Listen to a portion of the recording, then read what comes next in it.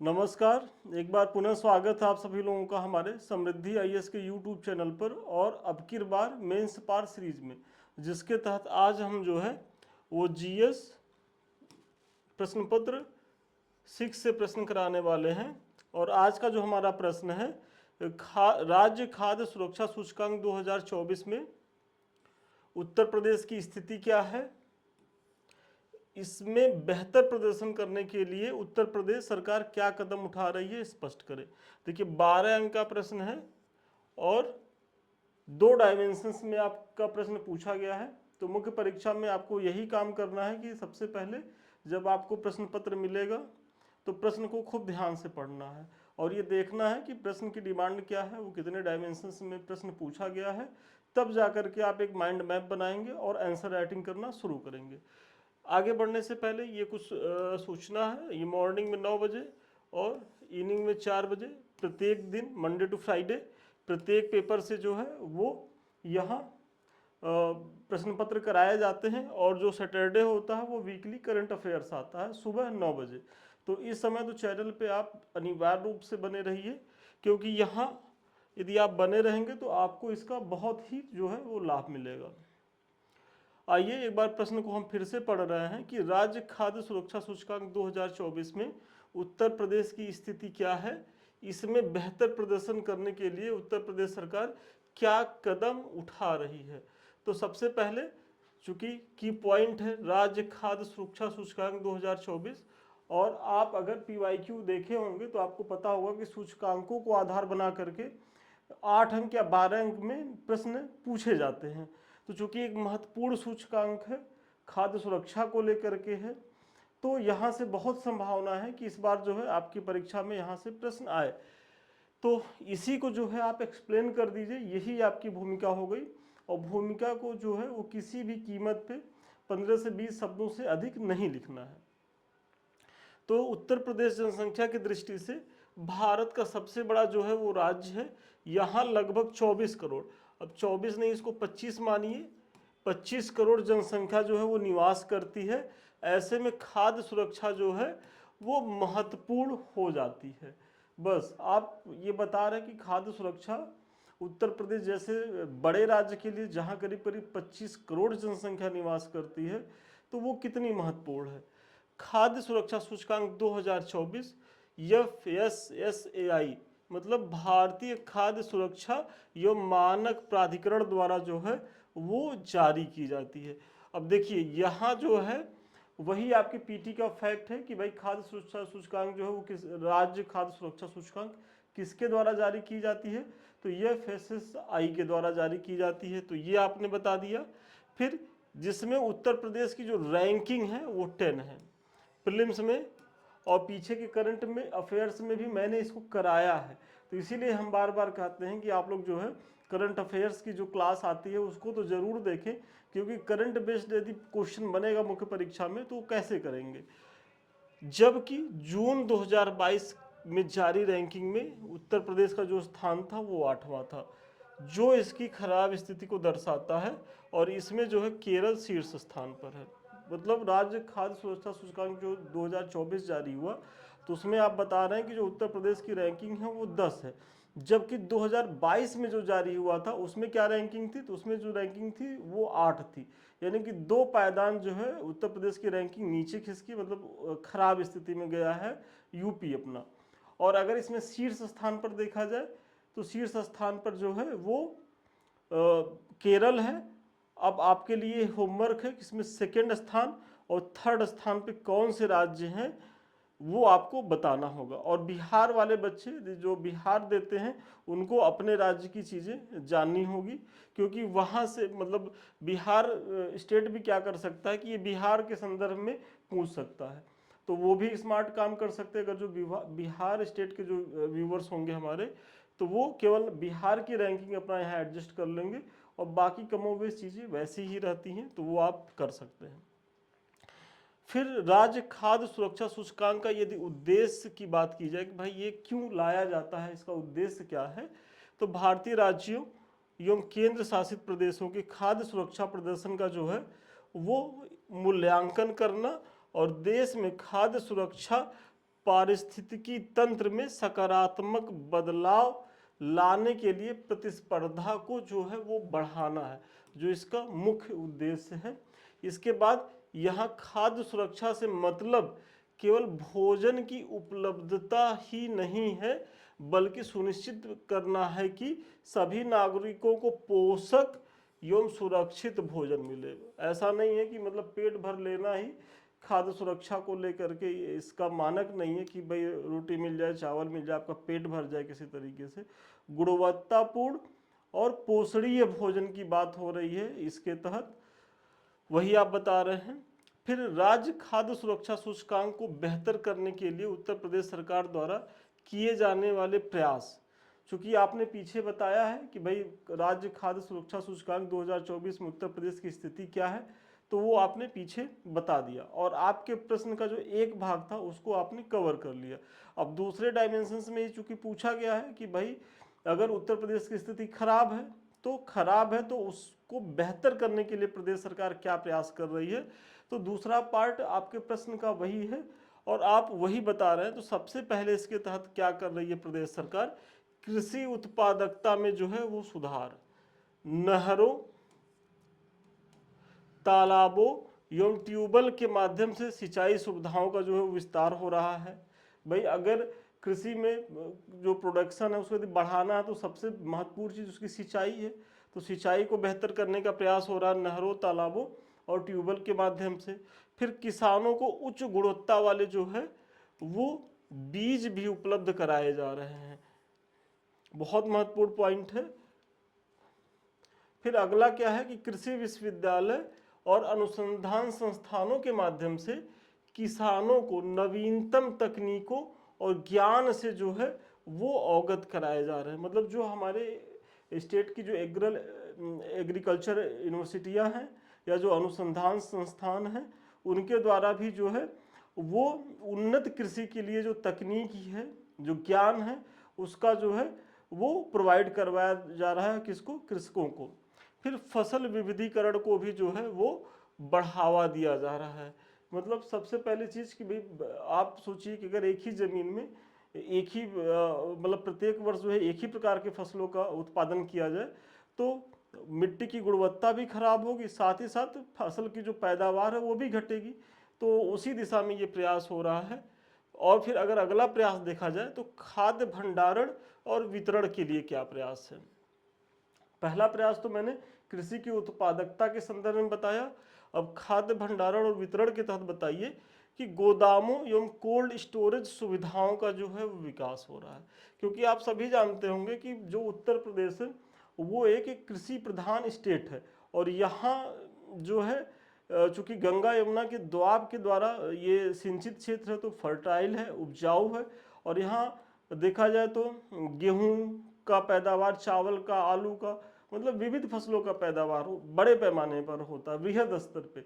लेकिन समस्या क्या है कि इनकी चूंकि भंडारण की वो व्यवस्था नहीं है, तो ये पहली बात तो जो इसको उत्पादित करते जो किसान होते हैं उनके पास इनको बेचने के लिए जो है वो बाजार होता है और बाजार में जल्दी से जल्दी बेच देते हैं, क्योंकि वही है कि ये अपनी चीज़ों को होल्ड नहीं रख सकते, होल्ड नहीं रख पाएंगे क्योंकि भंडारण की सुविधा नहीं है।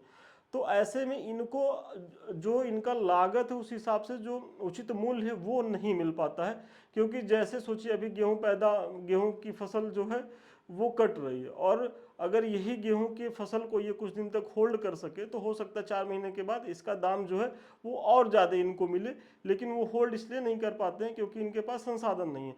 और अभी जो है एक बैग जो है गेहूं जो है खूब मार्केट में आ जाएगा और वो उसका दाम सस्ता हो जाएगा, तो वही प्रयास हो रहा है।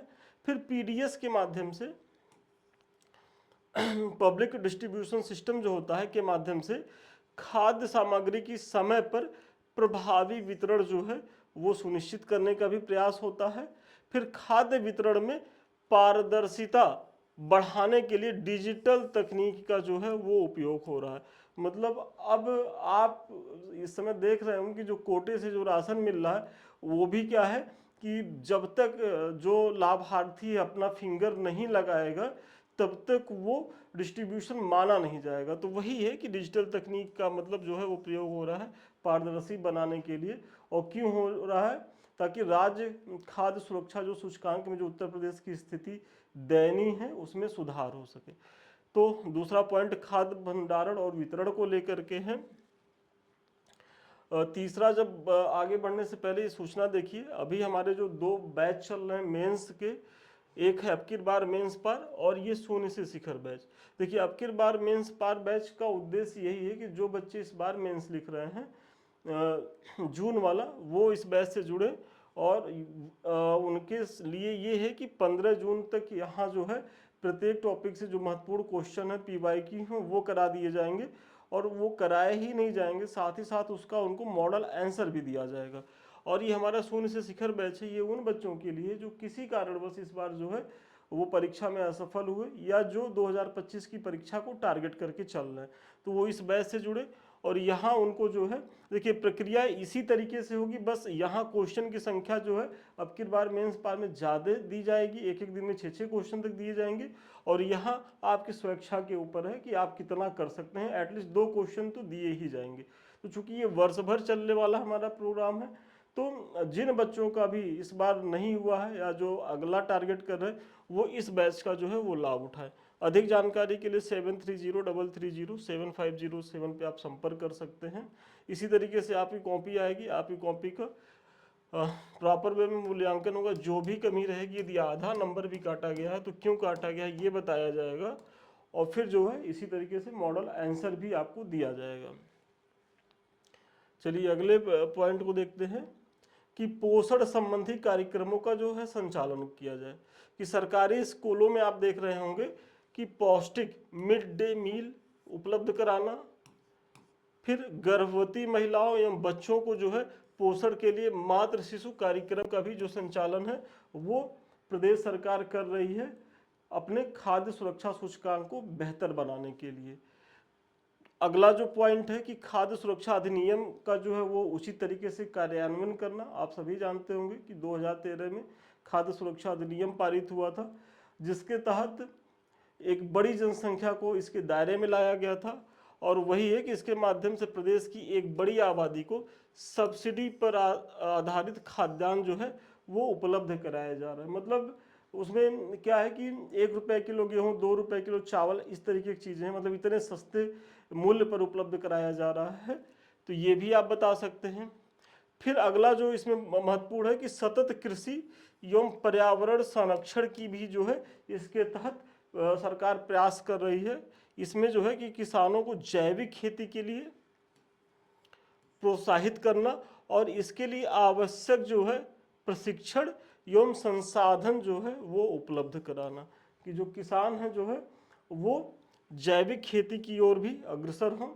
फिर किसानों को मृदा स्वास्थ्य कार्ड उपलब्ध कराना, जिससे वे अपनी भूमि की उर्वरता को समझ सके और उसी अनुरूप जो है वो फसल पैटर्न को अपना सके।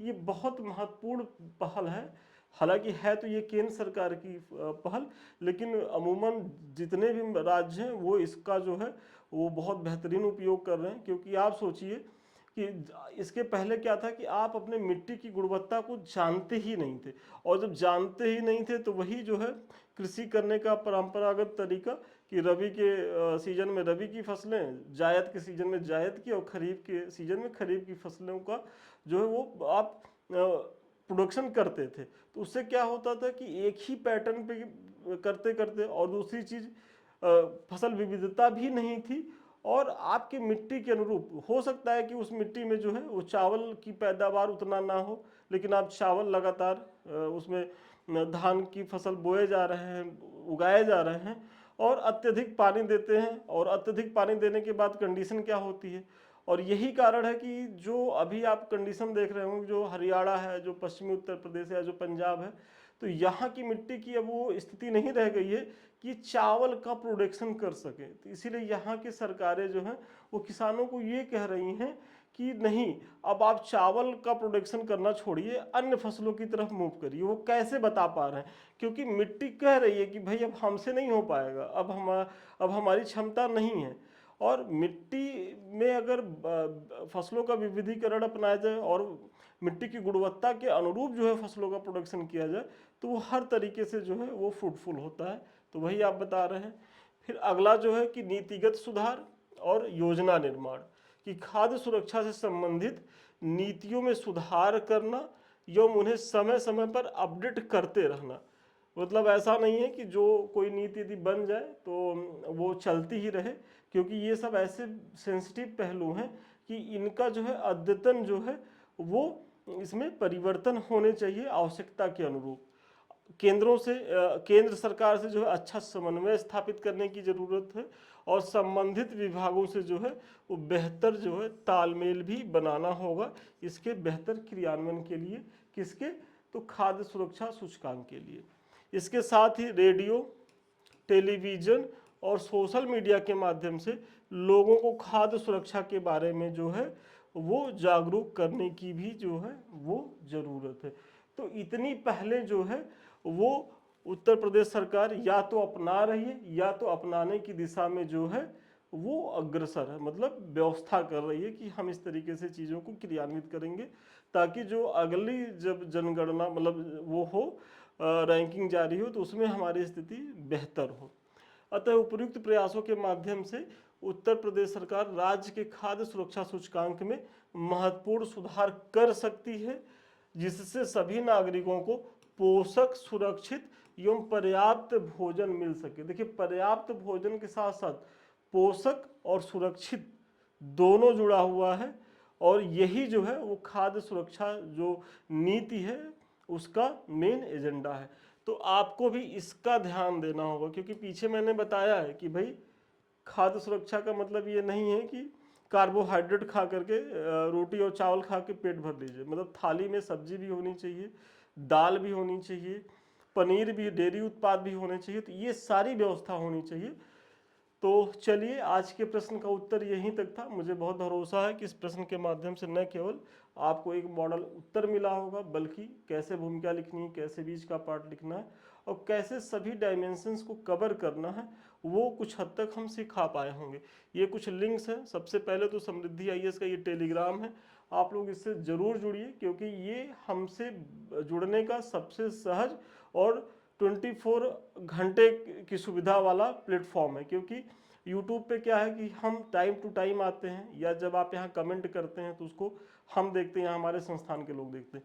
यहाँ चूंकि हम खुद एडमिन हैं तो हम खुद देखते रहते हैं चीज़ों को, और अगर किसी बच्चे की जो जेन्युइन क्वेरी होती है तो मैं उसका खुद ही रिप्लाई देता हूँ, और जो बच्चे जुड़े हैं वो इसको देख भी रहे होंगे।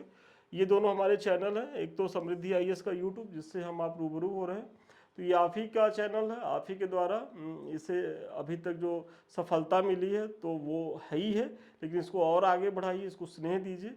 और इसी तरीके से हमारा सेकंड चैनल भी संदीप मिश्रा ऑफिशियल, इससे भी जुड़िए। और अगर हमारे किसी बैच से आप मतलब जुड़ना हो या हमसे बात करना हो तो 7303307507 पे आप संपर्क कर सकते हैं। ऑफिस के लोग और बेहतर बताएंगे। तो चलिए, आज के लिए इतना ही। पुनः मिलते हैं नए वीडियो में नए क्लास के साथ। तब तक के लिए धन्यवाद, शुभकामनाएं आपको।